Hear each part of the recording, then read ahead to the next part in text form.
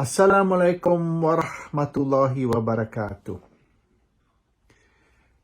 Mengikut Lokman Nur Adam, usaha untuk menjatuhkan Kerajaan Perikatan Nasional dan juga Perdana Menteri Tan Sri Muhyiddin Yassin tidak tamat lagi. Belum selesai. Dan usaha masih diteruskan untuk menjatuhkan kerajaan dan juga Perdana Menteri.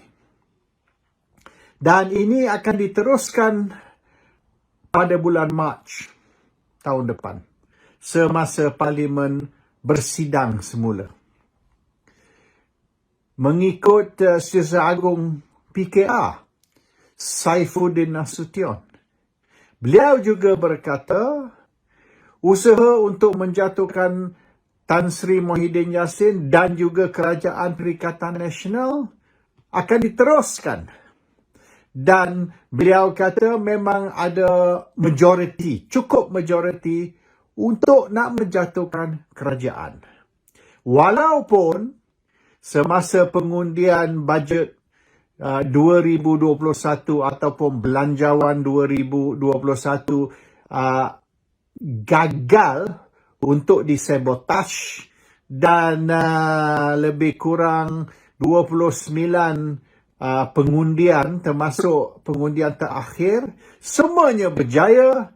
Ini tidak bermaknanya Muhyiddin mendapat sokongan. Hanya bajet itu sahaja yang mendapat sokongan, tetapi Muhyiddin masih tidak mendapat sokongan majoriti. Jadi kalau ikut kenyataan Lokman dan Saifuddin, mereka bersepakat. Maknanya, they agree yang kerajaan Muhyiddin ini atau kerajaan perikatan ini akan jatuh pada bulan Mac. Hari ini Lim Kit Siang berkata satu konsensus baru ataupun perjanjian baru perlu diadakan di antara parti-parti di dalam Pakatan Harapan dan mereka masih terima Anwar Ibrahim sebagai opposition leader ataupun sebagai Prime Minister in waiting bagi Pakatan, tetapi satu perjanjian baru perlu dipersetujui. Apa dia perjanjian baru ataupun konsensus nasional or general agreement yang mereka perlu bersetuju atau dipersetujui tidak dikatakan. Cuma Malaysia ni sudah teruk dan satu perjanjian baru perlu dipersetujui untuk menyelesaikan berbagai-bagai masalah yang Malaysia menghadapi.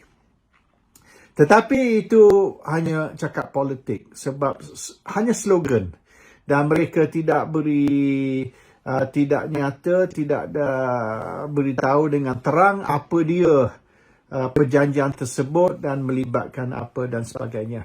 Anyhow, message dari DAP, PKR dan berbagai-bagai pemimpin di dalam Pakatan Harapan ialah usaha untuk menjatuhkan kerajaan dan Perdana Menteri belum selesai, belum tamat, akan diteruskan dan akan pada bulan Mac tahun depan akan tercapai.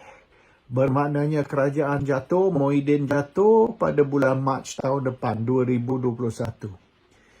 Tetapi kemungkinan besar Muhyiddin akan menghadap Tuanku Agong dan minta Agong perkenan supaya Parlimen dibubar pada bulan Mac.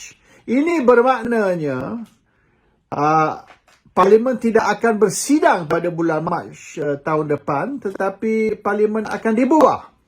Dan selepas pengumuman Parlimen dibubar, maka SPR ataupun EC akan menentukan bila pilihan raya akan diadakan. Dan pilihan raya mungkin boleh diadakan bulan Jun tahun depan ataupun lewat sikit Julai, Ogos ataupun September, bergantung kepada keadaan semasa itu, keadaan COVID-19.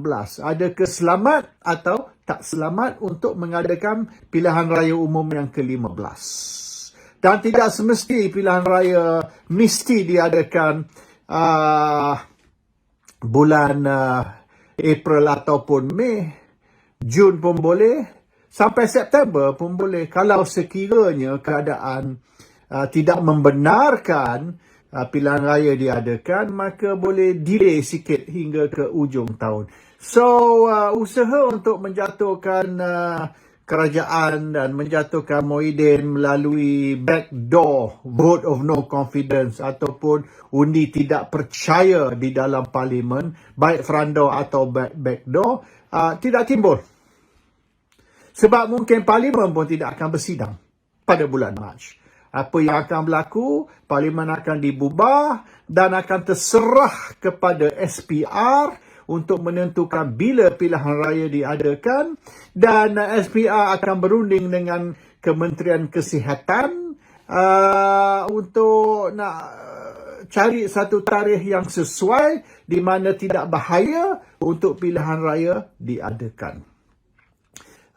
Kempen, ceramah dan sebagainya tidak akan diadakan sebab perintah berkurung ataupun restriction akan dilaksanakan, dan semua ceramah baik rally dan sebagainya memerlukan permit polis, dan sekiranya polis tidak memberi permit untuk nak berceramah ataupun rally atau berkumpul, maka semua orang perlu duduk di rumah. Jadi apa yang akan berlaku, parlimen akan dibubarkan, semua diperintah duduk di rumah. Kalau nak kempen pun, kempenlah melalui internet, melalui TV, melalui radio dan sebagainya, Facebook ke Twitter ke. Dan tidak boleh nak berkumpul beramai-ramai di luar rumah. Dan mungkin 2 minggu sebelum pilihan raya, polis akan beri beberapa permit untuk ceramah diadakan, dan selama 2 minggu pergilah berkempen sekiranya keadaan keselamatan membenarkan, ataupun berlakulah macam di England ini, pilihan raya diumum, parlimen dibubar, semua orang duduk kat rumah. Kalau nak tengok pun TV, debate, dua atau 3 debate di antara Perdana Menteri dan Ketua Pembangkang, dan pemimpin-pemimpin berbagai-bagai parti akan berdebat di TV 2-3 kali sahaja. Dan selepas itu pilihan raya diadakan. Tak adalah kempen lah, rally lah, ceramah lah dan sebagainya. Bubar parlimen, tentukan tarikh mengundi, hari mengundi, keluar mengundi. That's all. Tak perlulah buat style Malaysia ni di mana beribu-ribu berkumpul. That is what may happen. Memandangkan keadaan keselamatan atau kesihatan tidak membenarkan kempen secara lama, style lama. Ini dikatakan Malaysia baru kan. Dalam Malaysia baru ni, era baru ni, semuanya kononnya baru, maka berpolitik pun cara baru, dan dalam keadaan keselamatan tidak membenarkan, maka we just go and vote, and that's it. Assalamualaikum warahmatullahi wabarakatuh.